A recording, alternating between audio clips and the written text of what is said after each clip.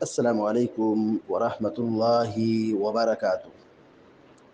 الحمد للہ رب العالمین والعاقبۃ للمتقین والصلاة والسلام علی اشرف الانبیاء والمرسلین نبینا محمد وعلی آلہ وصحبہ اجمعین اما بعد، فعن انس رضی اللہ تعالی عنہ قال قال رسول اللہ صلی اللہ علیہ وسلم فی المرأة ترى في منامها ما يرى الرجل قال تغتسل، متفق علیہ۔ وزاد مسلم فقالت ام سلمہ رضی اللہ تعالی عنہ وهل يكون هذا؟ قال نعم، فمن أين يكون الشبه؟ بلوغ المرام من ادلۃ الاحکام کی حدیث نمبر 97 ابھی آپ کے سامنے پڑھی گئی ہے۔ حضرت انس بن مالک رضی اللہ تعالیٰ عنہ حدیث کے راوی ہیں۔ وہ بیان کرتے ہیں کہ اللہ کے رسول صلی اللہ علیہ وسلم نے فرمایا، فی المرأة ترى فی منامها ما يرى الرجل۔ فی معنی میں، المرأة کے معنی ہوتا ہے عورت، المرأة عورت، خاتون۔ قال رسول اللہ صلی اللہ علیہ وسلم فی المرأة، آپ صلی اللہ علیہ وسلم نے عورت کے بارے میں فرمایا، ترى فی منامها ما يرى الرجل، ترى دیکھنا، رأى یرا دیکھنا، فی منامها فی معنی میں، منام معنی خواب، یعنی جب آدمی سو جاتا ہے تو سونے کی حالت میں اسے کچھ دکھائی دیتا ہے، گویا کہ وہ بستر پر نہیں ہے، یعنی وہ چل رہا ہے، وہ دیکھ رہا ہے، کھا رہا ہے، پی رہا ہے۔ تو اس کنڈیشن کو جب آدمی سوتا ہے اور پھر اسے کچھ محسوس ہوتا ہے، دکھائی دیتا ہے، تو اس کو خواب کہتے ہیں۔ خواب اسے معروف چیز ہے۔ ما یر الرجل، ما مانے جو، رآ یرا دیکھنا، الرجل آدمی۔ قال تغتسل، تغتسل اغتسل یغتسل سے تغتسل، غسل کرنا، اغتسل یغتسل کے معنی ہوتا ہے نہانا، غسل کرنا۔ حضرت انس بن مالک رضی اللہ تعالیٰ عنہ روایت بیان کرتے ہیں کہ قال رسول اللہ صلی اللہ علیہ وسلم، کہ اللہ کے رسول صلی اللہ علیہ وسلم نے فرمایا، فی المرأة عورت کے متعلق، ترى فی منامها کہ جو اپنے خواب میں دیکھتی ہے، عورت خواب میں دیکھتی ہے، ما یری الرجل جو آدمی دیکھتا ہے، ما جو، ما مانے جو، ما یری الرجل جو آدمی دیکھتا ہے، یعنی آدمی کیا دیکھتا ہے، یعنی آدمی سویا ہے، خواب میں کچھ دیکھ رہا ہے جس کا تعلق جنسی تعلقات سے ہے، شہوت سے ہے۔ تو جیسے ایک آدمی دیکھتا ہے، ایسے ہی خواب میں عورت بھی دیکھتی ہے کہ اس کے ساتھ اس طرح کا کوئی معاملہ ہو رہا ہے۔ تو جیسے مرد خواب دیکھتا ہے، ایسے عورت بھی خواب دیکھتی ہے۔ مطلب یہ ہے کہ کیا خواب دیکھنے کے نتیجے میں اگر منی کا خروج ہو جائے، انزال ہو جائے، تو کیا ایسی صورت میں غسل کرنا ہوگا؟ اصل ہی مقصد ہے، اصلی ہی بتلانے کا مقصود ہے، مطلوب ہے۔ قال تغتسل، آپ صلی اللہ علیہ وسلم نے فرمایا کہ ایسی عورت غسل کرے گی۔ یعنی عورت اگر اپنے خواب میں کچھ دیکھ لے جس خواب کا تعلق جنسی تعلقات سے ہو، ہم بستری سے ہو، جیسے آدمی دیکھتا ہے اور اسے احتلام ہو جاتا ہے، یعنی انزال ہو گیا، منی کا خروج ہو گیا، تو مرد کو نہانے کی ضرورت پڑتی ہے، وہ ناپاک ہو گیا۔ اسی طریقے سے عورت بھی اگر خواب میں اس طرح کے معاملات دیکھتی ہے اور انزال ہو گیا، منی کا خروج ہو گیا، احتلام ہو گیا، تو اسے بھی نہانا پڑے گا۔ اسی کو پیارے نبی صلی اللہ علیہ وسلم نے کہا تغتسل، وہ خاتون غسل کرے گی۔ متفق علیہ، بخاری اور مسلم رحمہ اللہ نے اپنی اپنی صحیح میں ذکر کیا ہے، یعنی روایت صحیح بخاری کے اندر بھی ہے اور صحیح مسلم کے اندر بھی ہے۔ وزاد مسلم، لیکن امام مسلم رحمہ اللہ نے یہاں پر تھوڑا سا اضافہ کیا ہے، یعنی روایت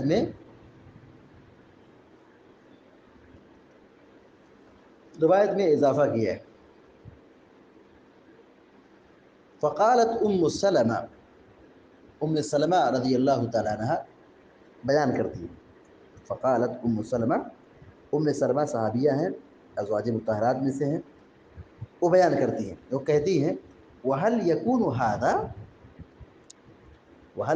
هَذَا، کیا ایسا بھی ہوتا ہے؟ یعنی جیسے مردوں کو احتلام ہوتا ہے، کیا عورتوں کو بھی ایسے احتلام ہوتا ہے؟ دیکھیے عام طور پر احتلام کی جو شکایت ہے یا احتلام کا جو معاملہ ہے، یہ نوجوانوں میں زیادہ پایا جاتا ہے، مردوں میں زیادہ پایا جاتا ہے، اور خواتین میں یہ بہت کم ہوتا ہے لیکن بہت کم ہوتا ہے۔ تو اگر جیسے مردوں کو احتلام ہو تو غسل واجب ہو جاتا ہے، ٹھیک اسی طرح سے خواتین کو بھی اگر احتلام ہو تو غسل واجب ہو جائے گا۔ ام سلمہ کہتی کہ وَهَلْ يَكُونُ هَذَا، کیا ایسا بھی ہوتا ہے کہ عورت کو احتلام ہو اور پانی کا خروج ہو، منی کا خروج ہو، انزال ہو خواب کے اندر، ایسا ہوتا ہے؟ قال نعم، آپ صلی اللہ علیہ وسلم نے کہا جی ہاں، ایسا ہوتا ہے۔ یعنی خواب کے اندر جو ایک آدمی دیکھتا ہے اس طرح ایک عورت بھی دیکھ سکتی ہے، ایسا ہوتا ہے۔ فمن أين يكون الشب، اگر انزال عورت کو نہ ہو، عورت کو احتلام نہ ہو، عورت کا عورت کی منی کا خروج نہ ہو، تو بچہ کہاں سے ہوگا؟ اسی کو آپ نے کہا فمن أين يكون الشب، تو مشابہت کہاں سے ہوتی ہے؟ یعنی آپ نے ایک جواب دیا، ایک دلیل پیش کی کہ اگر خواتین کو احتلام نہ ہو، یعنی اس کا انزال نہ ہو، پانی کا خروج نہ ہو، منی نہ نکلے، تو مشابہت کہاں سے ہوتی ہے؟ یعنی یہ بدیہی چیز ہے، بالکل یقینی چیز ہے کہ جیسے مرد کی منی کا خروج ہوتا ہے شہوت کے وقت، شہوت کے ساتھ، ایسی ہی عورت کو یہی کنڈیشن ہوتی ہے، یہی معاملہ ہوتا ہے، اور یہیں سے مشابہت بچہ پکڑتا ہے۔ یعنی بچہ جب پیدا ہوتا ہے تو اس کا چہرہ، اس کے مطلب جو اعضاء ہیں، اس کا رنگ، اس کا چہرہ، اس کا کلر، یہ ماں باپ کی طرف کہیں نہ کہیں مائل ہوتا ہے اکثر عام طور پر۔ تو اس کی جو مشابہت ہوتی ہے، حدیث میں جو اس کی وضاحت کی گئی ہے کہ اگر مرد کا پانی عورت کے پانی پر غالب آ جاتا ہے، یعنی مرد کی منی عورت کی منی پر غالب آ گیا، تو بچہ باپ کی مشابہ ہوتا ہے، بچہ باپ کے شکل و صورت پر جاتا ہے۔ اور اگر عورت کی منی غالب آ گئی مرد کی منی پر، تو اس صورت میں بچہ ماں کی طرف جاتا ہے، یعنی اس کی شباہت، اس کی شکل صورت، اعضاء و جوارح یہ ماں کی طرف عام طور پہ مائل ہوتے ہیں۔ اسی چیز کو اللہ کے نبی صلی اللہ علیہ وسلم نے سمجھایا کہ جیسے ام سلمہ نے یہ سوال کر لیا کہ کیا ایسا ہوتا ہے کہ عورت کو بھی احتلام ہو، پیارے نبی صلی اللہ علیہ وسلم نے اس کی دلیل دی، کہا کہ مشابہت کہاں سے ہوگی؟ مشابہت یعنی بچہ جو ماں یا باپ سے مشابہ ہوتا ہے، چہرہ ملتا ہے، شکل ملتی ہے، کلر رنگ ملتا ہے، تو یہ مشابہت اسی بنیاد پر ہے کس بنیاد پر؟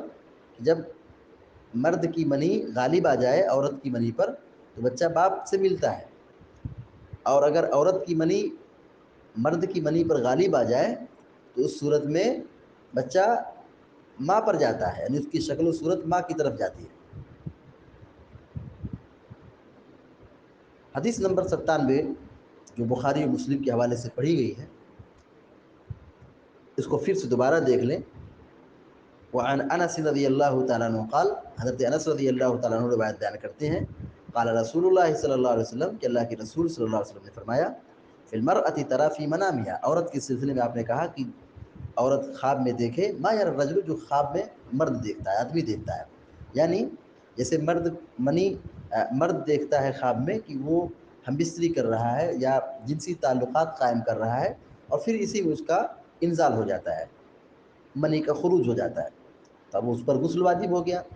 اسی طریقے سے اگر یہی معاملہ عورت کا ہو کہ وہ عورت خواب میں دیکھ رہی ہے، جنسی تعلقات قائم کر رہی ہے، اور پھر اس کا انزال ہو گیا، پانی نکل گیا، پانی کا خروج ہو گیا، تو ویسے ہی اس پر بھی غسل واجب ہو گیا۔ اسی کو پیارے نبی صلی اللہ علیہ وسلم نے کہا، تغتسل، ایسی خاتون جو خواب میں دیکھ لے کہ انزال ہو جائے، احتلام ہو جائے، پانی کا خروج ہو جائے، تو وہ عورت غسل کرے گی۔ متفق علیہ، امام بخاری امام مسلم رحمہ اللہ نے اپنی صحیح میں اس حدیث کو ذکر کیا ہے۔ وزاد مسلم، امام مسلم رحمہ اللہ نے تھوڑا سا اضافہ کیا ہے کہ فقالت ام سلمہ رضی اللہ تعالیٰ عنہ نے کہا، یعنی یہ سوال کیا، یہ مناقشہ کیا، یہ پوچھا، کیونکہ ان کو یہ بات سمجھ میں نہیں آئی، کہا کہ وَهَلْ يَكُونُ هَذَا، کیا ایسا ہوتا ہے، کیا یہ ایسا ہوتا ہے کہ عورت کو احتلام ہو جیسے مردوں کو احتلام ہوتا ہے؟ پیارے نبی صلی اللہ علیہ وسلم نے کہا، ہاں نعم، جی ہاں، عورتوں کو بھی احتلام ہوتا ہے۔ فَمِنْ أَيْنَ يَكُونُ الشَّبْهُ، بتاؤ مشابہت کہاں سے ہوتی ہے؟ یعنی بچہ جو ماں باپ کے چہرے، شکل، صورت اور رنگ سے میل کھاتا ہے، مشابہت کھاتا ہے، تو یہ کس بنیاد پر ہے؟ یہ اس چیز سے ہے کہ جب مرد کی منی غالب آ جائے عورت کی منی پہ تو بچہ باپ پہ جاتا ہے، یعنی والد آدمی کی شکل و صورت اختیار کرتا ہے، اور اگر عورت کی منی غالب آ جائے مرد کی منی پہ تو شکل و صورت جو ہے ماں کی طرف جاتی ہے۔ کس کی طرف جاتی ہے؟ عورت کی طرف جاتی ہے، یعنی بچہ ماں کی مشابہ ہوتا ہے۔ تو یہیں سے مشابہت ہوتی ہے، اسی پانی اور اسی منی کی وجہ سے۔ تو اب ظاہر ہے اگر عورت کو احتلام نہ ہو، یعنی اس کی منی کا اخراج نہ ہو، انزال نہ ہو، تو پھر بچے کی ولادت کہاں سے ہوگی اور پھر مشابہت کہاں سے ہوگی؟ تو یہ آپ نے بطور مثال، بطور نمونہ یہ پیش کیا کہ اسی سے مشابہت ہوتی ہے، منی سے۔